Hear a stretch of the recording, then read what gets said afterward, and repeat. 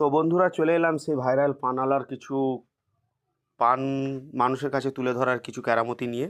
তো আপনারা ভিডিওটা শেষ পর্যন্ত দেখতে থাকুন।